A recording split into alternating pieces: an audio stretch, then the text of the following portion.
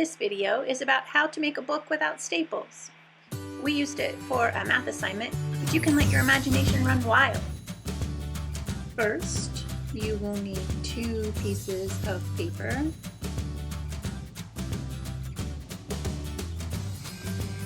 Put them together and fold them together so they'll be the same. Fold the edge. And then you're going to take them apart and work with them one at a time. So on this one, you're going to fold it back, and then you're going to cut along the fold. Being careful not to cut the whole fold. You're going to start a little down from the top, and you're going to quit a little before you get to the bottom. You still want it to be attached, so you're going to cut on the fold.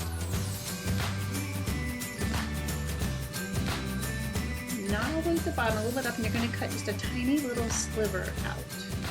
And you're going to stop before you get to the other end. That way there'll be a hole in the paper, but your paper is still attached.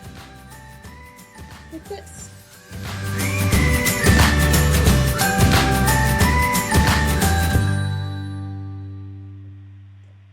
Then you're ready for the second paper.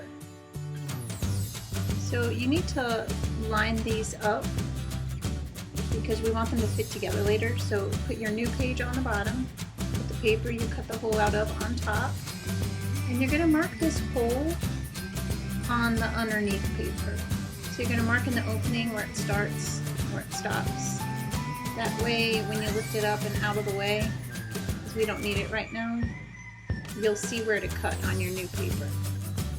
And this one we're going to kind of do opposite. You're cutting from the bottom up to that mark you just made. So you're just cutting a slit there. And then on the other end, from the edge up to where that point is. It doesn't have to be perfect, but actually you might want to go just a tad further than where your mark is to help it get together better. Then you're going to carefully roll it, trying not to fold it. We don't really want folds. We don't want people to know what we did. So you roll it gently, hold it gently, and then put it through the hole of your other one. And then carefully open it up. And when you're done, you should have a book that stays together without staples. And then your book's going to have a cover, and then 1, 2, 3, 4, 5, 6 pages.